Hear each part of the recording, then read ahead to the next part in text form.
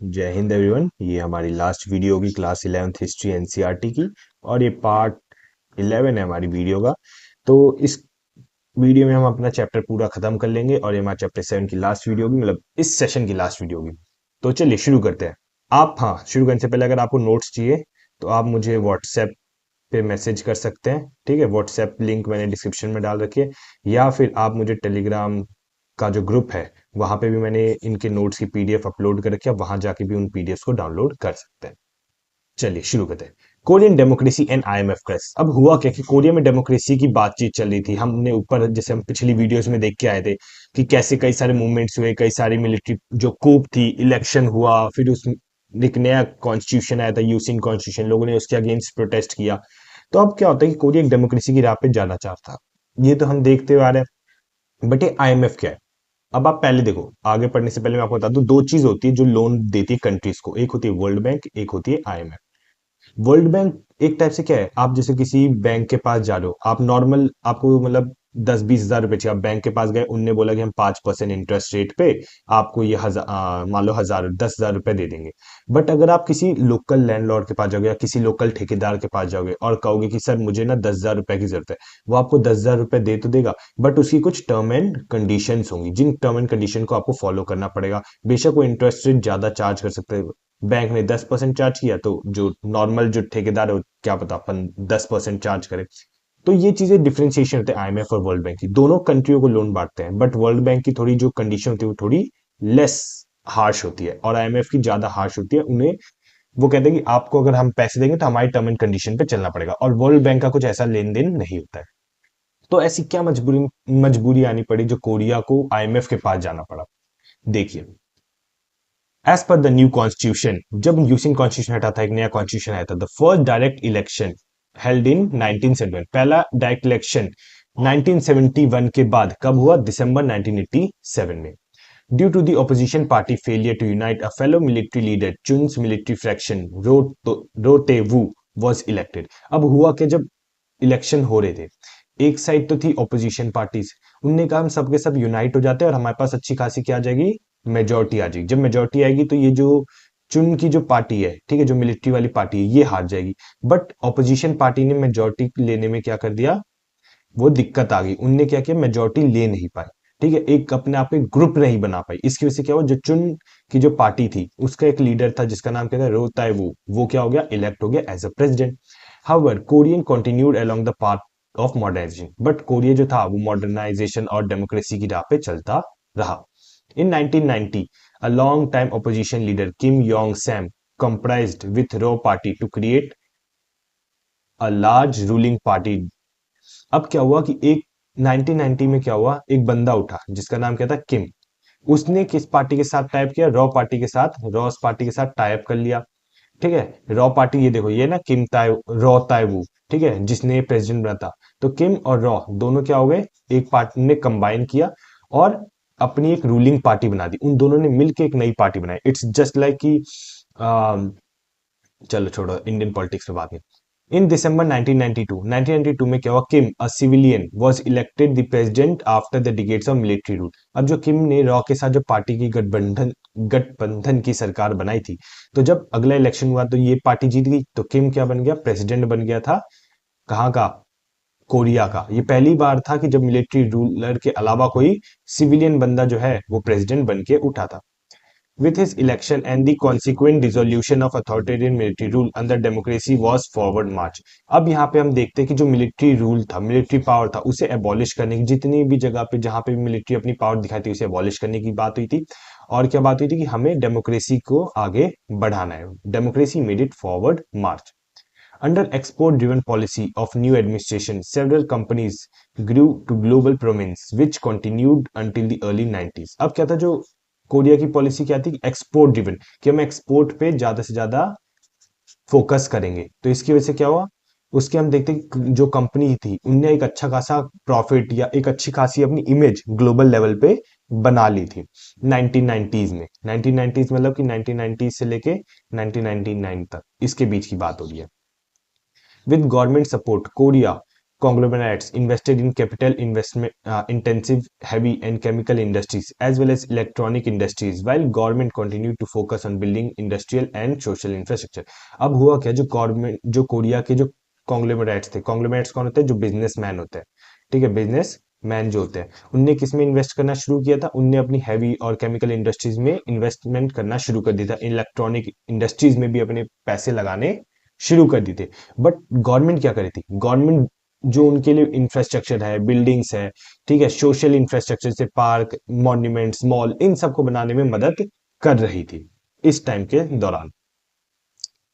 Meanwhile, under increasing new liberalist pressure to open its market, Kim administration joined the Organization of Economic Cooperation and Development in 1996, an attempt to strengthen Korean international competitiveness। अब हुआ क्या, जो new liberalist है, new liberalist कौन, जो मतलब कि सोचते हैं कि हम ना एक टाइप से कि डेमोक्रेसी, कैपिटलिज्म, ठीक है, और नए आइडियाज को इन्फ्लक्स करके ना एक अलग सा मार्केट बना सकते हैं जिसमें कोई भी आ सकता है, अपना एक टाइप से फ्री मार्केट, कोई भी आओ, ठीक है, और अपने सामान को बेचो, जो भी रेट पे तुम्हें बेचना है, तुम्हारा सामान अच्छा होगा तो हाई रेट पे बिकेगा, कम सामान होगा मतलब लाइक बेकार सामान होगा तो लो रेट पे बिकेगा। कुछ इस टाइप की पॉलिसी जो थी, ये कौन ओपन करवाना चाहता, कोरियन के बिजनेसमैन, उन्होंने कहा कि हमें इस टाइप का मार्केट चाहिए। द किम एडमिनिस्ट्रेशन ज्वाइंट, जो किम एडमिनिस्ट्रेशन था उसने क्या ज्वाइन किया, ओईसीडी, जिसका नाम क्या है, organisation for economic cooperation and development, कब, 1996 में।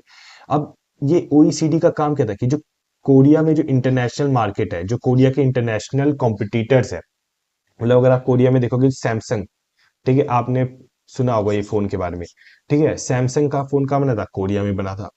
तो ये जो कोरिया है, आज के टाइम पे हम देखते हैं कि आईफोन के साथ कॉम्पीट कर रहा है। आईफोन क्या है, आईफोन एक इंडिया का प्रोडक्ट तो है नहीं, या फिर कोरिया का प्रोडक्ट तो है नहीं, ये कहाँ का प्रोडक्ट है, यूएसए का प्रोडक्ट है, ठीक है।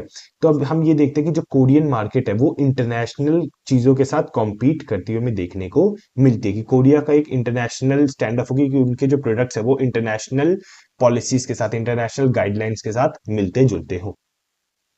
But amidst increasing trade deficit, poor management of financial institutions, reckless business operators by conglomerates, and more, Korea met with the foreign currency crisis 1997। But अब होता क्या है, ये सीरियस पॉलिसीज तो चल रही थी, बट 1997 आते आते क्या होता है कि हम देखते हैं कोरिया में क्राइसिस आता है, किस चीज का, फाइनेंशियल क्राइसिस आता है। अब ये क्यों आता है, क्योंकि कोरिया में ट्रेड डेफिसिट बढ़ जाता है। ट्रेड डेफिसिट मैंने आपको पिछली वीडियोज में बताया था, जब आपका एक्सपोर्ट कम हो और इंपोर्ट ज्यादा करो आप, तो जब आपका इंपोर्ट ज्यादा होगा और एक्सपोर्ट कम होगा तो आपका ट्रेड डेफिसिट बढ़ता है, मतलब आप 100 रुपए का सामान तो बेच रहे हो बट 200 रुपए का आप सामान खरीद रहे हो। जब आप 100, अब इसमें आपका ट्रेड डेफिसिट कितने का है, 100 रुपए का, आपको 100 रुपए का क्या हो रहा है, लॉस हो रहा है। तो यही चीज बोला गया, ट्रेड डेफिसिट धीरे धीरे करके जो कंट्री का इंक्रीज हो गया। तो आज भी आप देखोगे इंडिया का ट्रेड डेफिसिट है, ठीक है। पुअर मैनेजमेंट, अब क्या था कि जो फाइनेंशियल इंस्टीट्यूशन थे, ठीक है, जो फाइनेंस मिनिस्टर वगैरह ये सब थे, इनने अच्छे से जो अपनी मैनेजमेंट थी वो नहीं कर पाए थे, जिसकी वजह से हमें ट्रेड डेफिसिट देखने को मिला, जिसकी वजह से हमें इकोनॉमिक क्राइसिस देखने को मिला। जो बिजनेसमैन थे उनने अपना बिजनेस अच्छे से नहीं कर पाए, कॉन्ग्लोमरेट जो बिजनेसमैन थे, जो इन्वेस्टमेंट वगैरह ये सब करते थे, वो अपने जो इन्वेस्टमेंट की गई थी उन्हें संभाल नहीं पाए, लॉस में जाते रहे। ये चीज हम देखते हैं कि इसकी वजह से क्या हुआ, जो कोरिया में ना एक टाइप से ना बहुत ही ज्यादा हाई इन्फ्लेशन होने लग गए थे। कोरिया मतलब उनकी जो इकोनॉमी थी धीरे धीरे करके नीचे गिरती हुई हमें देखने को मिलती है इस दौरान। The crisis was dealt through the emergency finance support provided by the international monetary fund. अब क्या हुआ, जो क्राइसिस था, अब इसे, जब तुम्हारे पास 100 रुपए नहीं है बट तुम्हें 100 रुपए की जरूरत है, ठीक है, तुम्हारे पास 100 रुपए है नहीं बट तुम्हें 100 रुपए की नीड है, तुम किसी ना किसी से क्या करोगे, लोन मांगोगे, है कि नहीं, कि भाई मुझे लोन दे दे, अगले बार जब पैसे आएंगे तो मैं तुझे 110 रुपए दे दूंगा, या नहीं तो मैं तुझे 100 रुपए वापस कर दूंगा। तो ये जो तुम लोन है किससे मांगोगे, ये तुमने तो अपने दोस्त से मांग लिया। एक कंट्री किससे मांगेगा, जो कि मैंने ऊपर बताया था, या तो वर्ल्ड बैंक या तो आईएमएफ। तो अब क्या हुआ, वर्ल्ड बैंक ने तो मना कर दिया, तो आईएमएफ से लोन मिला। वर्ल्ड बैंक की कुछ कंडीशन, जो वर्ल्ड बैंक को लगता है कि पैसा नहीं मिल सकता तो पैसा नहीं दे दिए। तो इंटरनेशनल मॉनेटरी फंड कहता है हम पैसे देंगे बट हमारी कुछ शर्तें होंगी, ये चीज होती है। Simultaneous efforts were also made to prove the country's economic constitution as the citizen actively contribute to the foreign loan repayment through gold collection movement। अब क्या हुआ, जो कंट्री ने पैसे तो ले लिए, अब इसकी रिपेमेंट कैसे होगी, क्योंकि कंट्री तो एक टाइप से हम देख रहे थे कि क्राइसिस में जा रही है, तो यहीं पे ये चीज बता रखी है पहला उनने क्या किया कि उनने एफर्ट्स डाले कि जो पैसे थे कि एक किसी भी कंट्री पे जब तक लोन रहेगा वो कंट्री डेवलप होती हुई हमें देखने को नहीं मिलेगी। तो लोगों ने क्या किया, efforts were also made to improve the country economic constitution, कि पहले तो हम अपने कॉन्स्टिट्यूशन में थोड़े बहुत चेंज करें, और दूसरा सिटीजन ने क्या किया, जो फॉरेन लोन्स थे उसे वापस कैसे पे किया जाए। तो उनने जो सोना इकट्ठा कर रखा था, ठीक है, उनने क्या कहा कि अपने जितना भी सोना है सिटीजन के पास में वो लाके गवर्नमेंट के बैंक में या गवर्नमेंट को जमा कर दो। इससे क्या होगा कि जब गवर्नमेंट के पास गोल्ड ज्यादा आएगा तो गवर्नमेंट उस लोन की रिपेमेंट कर पाएगी। तो लोगों ने क्या किया, अपने जितने भी गोल्ड थे जाके गवर्नमेंट को दे दिए। इससे क्या पता चलता है, एक नेशनलिज्म की भावना, ठीक है, नेशनलिज्म की भावना लोगों के अंदर थी। इंडिया में आज बोल दो कि भाई हमें अब गोल्ड दे दो, कंट्री को पैसे इंडिया में कह दो, है ना, कि गोल्ड चाहिए कंट्री को ना रिपेमेंट करनी है, तो पॉलिटिकल पार्टीज ये सब उड़ जाएंगे, ये मैनेजमेंट बेकार है, ये सब बेकार है, कई लोग तो देंगे भी नहीं, कहेंगे हमारा पैसा हम क्यों दे। तो ये चीजें चेंजेस काफी कंट्री में ना जब आने लग जाती है कि हाँ हम अपनी कंट्री के लिए कुछ भी कर देंगे, तो वो कंट्री डेवलपमेंट की राह पे बहुत तेजी से हमें देखने को मिलती है। अब यहां से देखो, इस वाले पूरे पैराग्राफ में मैं आपको एक चीज बता देता हूँ। इसमें बस ये बता रखा है कि कौन से ईयर में कौन से लोग आए थे। जैसे अपने दिसंबर 1997 में लॉन्ग टाइम अपोजिशन पार्टी किम डेंग जैंग, ठीक है, ये जो प्रेसिडेंट बन गया था। फिर उसके बाद हम देखते हैं 2008 में, 2008 में जो कंजर्वेटिव पार्टी की लीडर थी जिसका नाम क्या था, ली म्यूंग बैक, वो प्रेसिडेंट बन गए थे। फिर ये बात समझ, फिर हम यहाँ पे देखते हैं, थोड़ा और आगे जाएंगे तो रॉ म्यूहून जो है वो हमें प्रेसिडेंट बनता हुआ देखने को मिलता है। 2012 में पहली बार क्या हुआ, एक फीमेल प्रेसिडेंट बनी थी, उनका नाम क्या था, पाक ग्यून ही। अभी पाक ग्यून ही कौन थी, ये पाक चुंग ही की बेटी थी, जो कि हमने ऊपर पढ़ा था। स्टार्टिंग में तो उसने अच्छा खासा सपोर्ट गेन किया क्योंकि पाक चुंग ही ने जो इकोनॉमिक ग्रोथ थी बहुत अच्छी दिखाई थी, बट था तो मिलिट्री लीडर ही। बट अक्टूबर 2016 में क्या हुआ कि उनने ना उन जो ये पाक ग्यून ही है उनके ऊपर एक आरोप लगा कि उनने अपनी दोस्त को ना एक जो गवर्नमेंट अफेयर मैनेज करने की परमिशन दे रखी। असल में क्या होता है, जो भी गवर्नमेंट के अफेयर मैनेज करता है वो मिनिस्टर्स मैनेज करता है या फिर जो इलेक्ट होते हुए बंदे हैं। बट ग्यून ही ने क्या कहा कि अपनी दोस्त को अफेयर मैनेज करने को दे दिया। तो इसके वजह से क्या हुआ, एक नेशनल वाइड प्रोटेस्ट हमें देखने को मिलता है। मार्च 2017 में क्या हुआ, उन्हें निकाल के फेंक दिया जाता है। और मई 2017 में मून जे इन जो है वो क्या होगी, एक वो कौन हुए, प्रेसिडेंट बन के उभर के आए थे। ये इसमें बता रखा है। फिर मैं लाइन बाय लाइन आपको समझा देता हूँ। देखो, in December 1997, long-time opposition party leader Kim Dae-jung was elected the president for the first time in Korea, making the peaceful transfer of power. अब हुआ कि 1997 में कौन पावर में है, किम देंग जोंग, जो कि ऑपोजिशन लीडर था। ये पहली बार था जब कोरिया में एक पीसफुल ट्रांसफर ऑफ पावर हुआ। मतलब इससे पहले आप देखोगे कभी ना कभी प्रोटेस्ट होते रहे हैं या फिर दंगे हुए हैं, लड़ाइयां हुई है कि पावर को चेंज किया जाए, बट ये पहली बार था कि एक पार्टी हारी दूसरी पार्टी अपने आप पावर में आ गई। और ये दूसरी बार हमें कब देखने को मिला, 2008 में, जब peaceful transfer of power came in 2008 when conservative Lee Myung was elected as the president following the progressive of Myung administration। 2008 में कौन आया, ली म्यूंग बैक जो प्रेसिडेंट बने थे, और उसके बाद रॉ म्यूहोन आए थे। In 2012, Conservative Party Gyun Hee was elected as the first female president at the beginning of the presidency। 2012 में जो कंजर्वेटिव पार्टी थी पाक ग्यून ही की, ठीक है, ये इलेक्ट होके आई as a first female president at the beginning of the presidency. अपनी वो प्रेसिडेंसी के स्टार्टिंग में she gain support due to the political legacy of her father. जो उनकी फादर जिनका नाम क्या था, पाक चुंग ही, उनने जो एक लेगेसी छोड़ के आए थे उसकी वजह से उन्हें एक सपोर्ट मिल गया था। जैसे कि इंडिया में अगर आप देखोगे, आप क्लास 12th में पढ़ोगे, ठीक है, तो इंदिरा गांधी जो थी, इंदिरा गांधी को क्यों पीएम बनाया गया था, क्योंकि उनके फादर की वजह से। जब उनके फादर की डेथ हुई तो इंदिरा गांधी के पास एक अच्छा खासा कोई एक्सपीरियंस था नहीं पीएम बनने का, बट उनके फादर की जो लेगेसी थी, उनकी फादर की वजह से उन्हें पीएम बनाया गया था। सेम केस हमें यहाँ देखने को मिलता है। But in October 2016, as it came to light that she had let her friend secretly manage government affairs। अब 2016 में ना लोगों की आंख खुली और उन्हें पता चला क्या कि उसने अपने एक दोस्त को बना रखा है, गवर्नमेंट अफेयर्स मैनेज करने का हक दे रखा है। She met with the national wide protest, वही चीज नेशनल वाइड प्रोटेस्ट हुए और उन्हें इम्पीच कर दिया, उन्हें हटा दिया गया था मार्च 2017 में। और मई 2017 में मून जे ही को क्या बना दिया, प्रेसिडेंट बना दिया गया था। और ये थर्ड टाइम हम देखते हैं कि एक पीसफुल पावर होता हुआ देखने को मिला है। अब यहाँ पे जो कैंडल लाइट की बात की गई है, ये 2016 की बात की है। मतलब उस टाइम पे कौन प्रेसिडेंट था, जो ये हमारी फीमेल थी, उनका नाम क्या था, पाक ग्यून, ठीक है, पाक ग्यून है। ये हमारी फीमेल प्रेसिडेंट थी। तब हुआ क्या, जब इन लोगों को पता चला कि इनने ये घपलेबाजी की है, तो the candle light protest in 2006 let the citizen who peacefully demonstrated for president resignation with in the boundary और डेमोक्रेसी। 2016 में क्या हुआ, कैंडल लाइट मार्च होता हुआ हमें देखने को मिलता है सिटीजन द्वारा, मतलब पीसफुली, कोई लड़ाई झगड़ा नहीं कि इन जो प्रेसिडेंट है उनका रेजिग्नेशन हमें चाहिए। डेमोक्रेसी को और लॉ को समझते हुए उन्होंने क्या किया, कैंडल लाइट मार्च किया, कोई हंगामा हंगामा नहीं किया था। Show that the maturity of Korean democracy. अब इससे क्या पता चलता है कि कोरिया के लोग में मेच्योरिटी आने लगी है। जब कोई होता है कि दो बंदे आपस में छोटी छोटी बात पे लड़ने लग जाते हैं या फिर फालतू की, तो कहते हैं कि इनमें मेच्योरिटी की कमी है। जब आप मेच्योरिटी के साथ काम लेते हो तो आप देखते हो कि आप पीसफुल प्रोटेस्ट से भी हम किसी गवर्नमेंट को चेंज कर सकते हैं। The Korean democracy owes a depth of economic development, but it was citizen elevated political awareness to encourage Republicans in the country, which played the lead of role in advancing it to where it is today।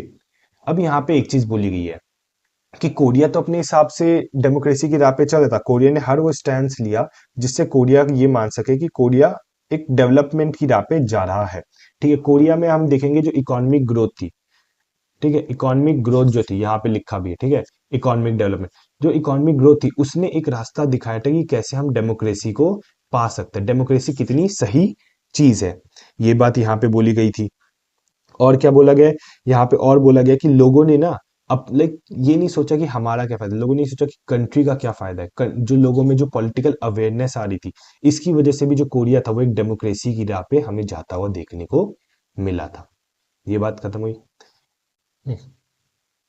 तो जब हम बात करते हैं to road of modernisation की, इसमें हम एक चीज देखेंगे, यहाँ से लेके आप पूरा एंड तक आप एक चीज देखोगे कि जो भी हमारी समरी थी, ठीक है, कि क्या क्या हुआ पास्ट में, कैसा जा रहा था, जापान में क्या हुआ, चाइना में क्या हुआ, कोरिया में, इस पूरे पैराग्राफ में बस यही है, ठीक है। But still industrial sector far from becoming like each other have found their own path of becoming modern. The histories of Japan, China, along with the stories of Taiwan, Korea show how different historical conditions led to the widely divergent path of building independent and modern nations।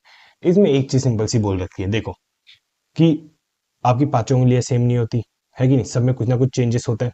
तो वही चीज यहाँ पे बता रखा है कि जो भी इंडस्ट्रियल सोसाइटी थी उन सब ने कुछ अलग रास्ता लिया था अपने आप को मॉडर्न बनाने का। जैसे हमने जापान का एग्जाम्पल लिया, चाइना में हमने कुछ अलग चीज देखी, ताइवान में अलग, कोरिया में अलग, तो सबने क्या है एक अलग डाइवर्जेंट पाथ यूज किया था अपने आप को मॉडर्न नेशन बिल्डअप करने का। अब वही क्या क्या उनने पाथ लिया था वही हम अभी पढ़ने वाले हैं। जैसे पहले 3 पैराग्राफ ये जापान के बारे में है कि जापान में क्या हुआ था, एक समरी टाइप की। Japan was successful in retaining its independence and using traditional skills and practice in new ways. However, its elite-driven modernization generated an aggressive nationalism, helped to sustain repressive regime that shifted dissent and demand for democracy, and established colonial empire that left a legacy of hatred in the region as well as sorted internal development। अब क्या हुआ, इस वाले paragraph में आपको एक चीज बता रखी है कि जो जापान था उसने क्या किया, अपनी इंडिपेंडेंस बरकरार रखी। अब वो बरकरार कैसे रखी थी, उसने वेस्टर्न के साथ जो टाई अप किया था ये हम अगले वाले पैराग्राफ में देखेंगे, ठीक है। उसने अपनी इंडिपेंडेंस बना के रखी, उसने बाकी कंट्रियों के साथ सीखा, अपने स्किल्स को प्रैक्टिस करते रहे, अपने ट्रेडिशनल आइडियाज को नहीं छोड़ा, ठीक है। हम ये चीज देखते हैं इनकी वजह से जापान ने जो तो अपनी इंडिपेंडेंसी, अपनी डेमोक्रेसी को बना के रखा था। फिर वहां पे एक एग्रेसिव नेशनलिज्म जो कि हमने पहले पढ़ के आए थे कि कैसे एग्रेसिव नेशनलिज्म ने जापान को इंडिपेंडेंट रहने में मदद किया, वो चीजें। फिर हम देखते हैं जो एम्पायर था, एक कैसे एक उन्होंने अपना एक स्ट्रॉन्ग कॉलोनियल एम्पायर जो था एस्टेब्लिश किया अपने ही कंट्री में नहीं, बाकी और भी जैसे चाइना में जाके, फिर रशिया में जाके जो उन्हें कैप्चर किया था, ये चीज हम देखते हैं यहाँ पे। लेकिन इस वाले पैराग्राफ में ये चीज बता रखी है। Japan programme to modernisation was carried out in an environmental dominated by Western imperial power. While it imitated them, it also attempted to find its own solution. Japanese nationalism was marked by the different compulsion. While many Japanese hoped to liberate Asia from the West, dominate to other, these ideas justified being empire। चलो अब इसमें एक चीज बता रखिए कि कैसे USA, United Nations और इन सब ने कैसे जापान पे ने एक टाइप से अपने आइडियाज को थोप दिया गया था। 1945 में जब वर्ल्ड वॉर टू एंड हुआ, वर्ल्ड वॉर टू जब एंड हुआ उस टाइम पे हिरोशिमा और नागासाकी पे न्यूक्लियर बॉम्ब गिराए गए थे जापान की जगह पे, और फिर यूएसए आ गया, अरे अरे अरे आपको इतना तबाह कर दिया, आओ आप हमें पैसे दो, हम आपकी कंट्री को बना के रखेंगे। उस प्रोसेस के दौरान हम ये चीज देखते हैं कि जापान ने सोचा कि अगर अगर हमें डेमोक्रेटिक रहना है, हमें अपनी सोवरेनिटी बचा के रखनी है, तो हमें वेस्टर्न कंट्री की तरह रहना पड़ेगा। और हमने इससे पहले वाले में भी देखा था कि कुछ लोग आए थे, उन्होंने कहा था जापान को एशिया का टाइटल छोड़ के कहना चाहिए हम एक वेस्टर्न नेशन है। तो ये सारी जो चीजें थी उसने जापान को लिबरेट रहने में मदद की थी, जापान को डेमोक्रेटिक बनाए रहने में मदद की थी। ये बात सुनने और कई लोग आए थे, उन्होंने कहा था कि हमें वेस्टर्न डोमिनेशन से बाहर निकलना चाहिए और अपने आप को एक अच्छा स्ट्रॉन्ग एम्पायर बनाना चाहिए। It is important to note that the transformation of social and political institution and daily life was not just question of reviving tradition and tenacious preserving them, but rather creatively using them in a new different ways. For instant मीजी school system mould, ये देखो पहले इतना बता देता हूँ, ठीक है, फिर कंफ्यूज हो जाओगे। इसने बोला है जो it is important note that the transformation of social political institution of daily life और not just a question driving tradition tenses present that creating them in new in different. बोला ये जो हम अपने ट्रेडिशन, जो इंस्टीट्यूशन, जो हम daily life में जो चीजें कर रहे हैं, उन्हें हमें एकदम बिल्कुल ही छोड़ना नहीं है, ठीक है। हमें ये अपने पुराने ट्रेडिशन के ऊपर भी नहीं भागना, बट उसे थोड़ा बहुत मॉडिफाई करना है, थोड़ा बहुत चेंज करना है, जिसकी वजह से क्या होगा कि हम हमारे जो डेमोक्रेसी है वो बरकरार रहे और हम पीछे भी ना रहे। हम अपनी उस सिस्टम के साथ जो अभी डेमोक्रेसी, जो वर्ल्ड जिस रैपिड स्पीड से भाग रहा है, हम उसी स्पीड से उसे कवर अप करते रहे। यही चीज में बोल रखा है। फिर एग्जाम्पल दे रखा है, the मीजी school system molded on Europe and American practices introduced new subject but the curriculum main object was to make loyal citizens। देखो जो मीजी के जितने भी स्कूल थे उनमें क्या था, यूरोपियन और अमेरिकन के सब्जेक्ट्स को इंट्रोड्यूस किया गया था, बट उनका जो मेन कोर जो चीज थी कि हमें एक लॉयल सिटीजन चाहिए, ये कहती जापान की बेसिक फंडामेंटल चीज थी कि उन्हें एक लॉयल सिटीजन चाहिए। बेशक सब्जेक्ट्स नहीं आ गए थे, यूरोपियन और अमेरिकन सब्जेक्ट्स है, बट उनकी जो कोर वैल्यू प्रिंसिपल थी कि लॉयल सिटीजन, वो वहीं बरकरार रही। A course on moral that stressed loyalty of emperor is compulsory. Similarly, change in the family or in the daily life show the foreign and indigenous idea were brought together to create something new। यही चीज बोल रखी कि उनकी जो core value थी कि loyalty रहे एम्परर के खिलाफ, ये कंपलसरी था, ये सब चीज पढ़ाना सिखाना ये सब जरूरी था। फैमिली के अंदर, डेली लाइफ के अंदर जो भी चेंजेस हुए, ठीक है, ये जो changes show how foreign indigenous ideas, यही बता रखा है कि जो फॉरेन आइडियाज और इंडिजीनियस आइडियाज मतलब यूएसए और वेस्टर्न प्लस वेस्टर्न के जो आइडियाज प्लस जापान के आइडियाज ने क्या किया था, क्रिएटेड समथिंग न्यू, कुछ अलग ही लेके आए। कहते हैं ना कि अगर वो आटा है उसमें पानी मिला दोगे, ठीक है, उसमें क्या मिला दोगे, वाटर मिला दोगे, तो इनका कॉम्बिनेशन बनेगा क्या, रोटी। तो वैसे ही कुछ नया आया ना, तो यही चीज इसमें बता रखी है। The Chinese part to modernisation was very different. Foreign imperialism, both Western and Japanese, combined with a hesitant and unsure Qing dynasty to weaken government and control and set stage for breakdown of political and social order, leading to immense misery for most of the people. Warlordism, bandits, and civil wars extracted a heavy toll of human life, and as did the savagery of Japanese invasion, natural disaster added to the burden। देखो ये सब हमने पूरा detail में पढ़ रखा है, बस वही चीज बता रखी है कि जो चाइना है, ठीक है, उसने मॉडर्नाइजेशन का रास्ता अपनाया, वो उसका काफी डिफरेंट था as compared to Japan. China में फॉरेन इन्वेजन भी, वेस्टर्न कंट्रीज आई थी, जापानीज कंट्रीज आई थी और जापानीज लोग आए थे, उन्होंने क्या किया, चाइना को कब्जा किया था। जो क्विंग डायनेस्टी थी वो कमजोर हो गई थी, उसने अपना कंट्रोल छोड़ दिया था स्टेट के ऊपर। वहां पे हमें पॉलिटिकल और सोशल डिसऑर्डर देखने को मिलता है। उनकी वजह से जो लोग थे वहां बहुत दुख दर्द में जी रहे थे। जो वॉरलॉर्डिज्म थे, बड़े बड़े लैंडलॉर्ड्स थे, ठीक है, जो अच्छी खासी जमीनों में पकड़ रखते थे, वहां पे चाइना में हमें सिविल वॉर जैसी कंडीशन भी देखने को मिलती है। उनकी वजह से ह्यूमन लाइफ्स पे बहुत बड़ा डिवास्टेशन हमें देखने को मिला था। फिर उसके ऊपर कहते हैं आग में घी डालने वाला काम किसने किया था, नेचुरल डिजास्टर। जो चाइना में नेचुरल डिजास्टर आए उनने इस बर्डन को और प्रेशराइज किया था। अब हम देखते हैं the 19 and the 20th century saw a rejection of the tradition and a search for new way to build unity and strength. अब बोलोगे 19 एंड 20th सेंचुरी में क्या हुआ, ये जो आइडियाज है, जो पुराने आइडियाज पे चाइना चल रहा था, उनने कहा मीन आइडियाज को थोड़ा बहुत चेंज करेंगे। इन आइडियाज को हम पूरा डिस्कार्ड नहीं करेंगे, बट उन्हें चेंज करेंगे और अपनी नेशन को एक यूनिटी में लेके आएंगे और उसे स्ट्रेंथन करेंगे। द सीसीपी, जो कि हमने बात की थी पार्टीज के बारे में, and it's support fought to put the end to tradition which they saw as keeping the masses in poverty, the women subjugated and countries undevelopment। यहाँ पे बोला कि जब सीसीपी पावर में आई और जो उसके सपोर्टर्स ने क्या किया, जो ट्रेडिशन आइडियाज थे इन्हें बैन, उन्हें सोचा कि हम इसे क्या कर देंगे, खत्म कर देंगे, और जो मासेस थे उन्हें पॉवर्टी में रखेंगे और वुमेन को सब्जुकेट मतलब दबा के रखेंगे और कंट्री को and the country undeveloped as keeping which they saw the CCP and its supporter fought to put an end to tradition which they saw. हाँ ठीक है, सॉरी ये थोड़ा मैं कंफ्यूज हो गया। सीसीपी ने क्या कहा था, उनने कहा था कि हम ये जो ट्रेडिशन है उस पे एंड लगाएंगे। क्यों लगाएंगे एंड? क्योंकि ये जो ट्रेडिशन आइडियाज थे ये क्या करते थे, मासेस को, जो ज्यादातर जो लोग थे उन्हें गरीब रखने में मदद करते। सीसीपी गरीब नहीं रखने में मदद करता, ये पुराने ट्रेडिशन चाइना के लोगों को गरीब रखने में मदद करते। पुराने ट्रेडिशन वुमेन को सब्जुकेट करके रखते थे। वो याद हो तो मैंने बताया था कि उनके पैरों पे रस्सी मतलब पट्टी बांधी जाती कि जितने छोटे पैर होंगे उतने ज्यादा विमेन जो है सप्रेस रहेगी अपने हस्बैंड के अगेंस्ट में। तो ये चीज हम देखते हैं, कंट्री को अनडेवलप करके रख रहे हैं पुराने ट्रेडिशंस। तो सीसीपी ने इसके अगेंस्ट में आवाज उठाई थी। While calling for power to the people, it built a highly centralized state. The success of the communist program promised hope that it repressive political system कहाँ गया political system turned the idea of liberate and equality into slogan to manipulate people. Yet it did remove centuries old inequalities, spread education, raise conscious about the people. एक बात simple सी, central government आई, मतलब जो power थी centralise हुई। दूसरा, जो पुराने ideas थे, जो पुराने ट्रेडिशन थे, उन पे क्या हुआ, बैन लगा। और तीसरा क्या हुआ, जो स्लोगन जो गवर्नमेंट के अगेंस्ट चलते वो चेंज किस में देते, डिबेट्स में, कि आओ आप हमारे साथ बैठो, जो आपको दिक्कत है वो हमें बताओ। चौथा, जो इनइक्वेलिटी थी, क्या इन इक्वेलिटीज, इन्हें क्या किया, खत्म किया गया। पांचवा, एजुकेशन स्प्रेड किया गया था, ठीक है, और लोगों को उनके राइट्स के बारे में थोड़ा बहुत बताया गया था। ये 6 पॉइंट इस वाली चीज के अंदर हमें देखने को मिलता है। ये बात समझ आई?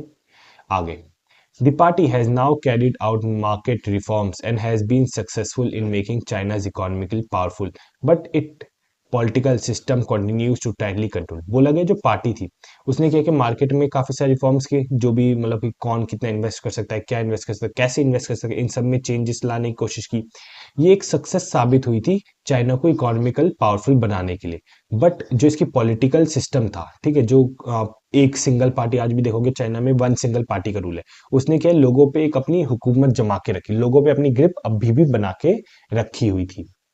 The society now faces growing inequalities as well as revival of tradition long suppressed। अब हुआ क्या, हमने पुराने टाइम पे बात की थी जब सीसीपीआई ने पुराने तरीकों को हटाया, यहाँ पे इनइक्वालिटी खत्म करने की बात की थी। बट अब हम देखते हैं जो सोसाइटी में ना अभी भी इनइक्वालिटी बढ़ रही, ठीक है, ये बढ़ती हुई देखने को मिलती है। और जो पुराना ट्रेडिशन था उसे वापस रिवाइव करने की कोशिश की गई थी। This new situation again poses a question of how China can develop by retaining heritage. ये जो पुराना सिचुएशन, ये जो नई सिचुएशन थी, पुराना कह रहा हूं, ये जो नई सिचुएशन अब सामने आई थी, इसने एक क्वेश्चन उठा दिया चाइना के सामने। क्या चाइना अपनी जो ये लेगेसी है, ठीक है, जो ये पुराना जो डेमोक्रेसी की राह पे जो चाइना चल रहा था, लोगों को डेमोक्रेसी चाहिए थी, इतनी जो लड़ाइयाँ हुई, इतनी जो क्विंग डायनेस्टी हारी, जो इन्वेजन हुआ, कि सारा वेस्ट हो जाएगा अगर वही चीज वापस आ गई, वही अगर गवर्नमेंट लोगों को सप्रेस करके रख रही है।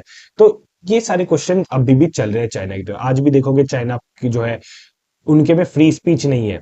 अगर आप चाइना को कहीं पे भी गूगल पे ढूंढ लो, ठीक है, चाइना की गवर्नमेंट सिर्फ उतनी ही इंफॉर्मेशन आउटलेट या बाहर आने देती है जितना गवर्नमेंट चाहती है, ठीक है, उनके बिना, लाइक गवर्नमेंट हर चीज पे निगरानी रखती है चाइना में। तो ये एक टाइप से इन लोगों के ऊपर एक रेस्ट्रिक्शन सा देखने को मिलता है चाइना में। तो अब भी करंट कंडीशन में हम क्या ही कहें। तो यहाँ पे आपका चैप्टर जो है ना खत्म होता है, ठीक है। अब मिलेंगे अगले साल, मतलब अगले साल क्या, जब आप क्लास 12th में जाओगे, ठीक है, और क्लास 12th की एनसीईआरटी की वीडियोस भी आती रहेगी, ठीक है। मैं कोशिश करूंगा कि हिस्ट्री के साथ साथ जो है हम अपनी पॉलिटिकल साइंस की भी वीडियो आपको मैं ला के या फिर बना के देता रहूंगा, ठीक है। तो अभी के लिए बाय बाय, मुस्कुराते हैं, और एग्जाम बढ़िया से देना यार, ठीक है। कितने परसेंटेज आए ये भी बता देना मुझे। चलो बाय बाय।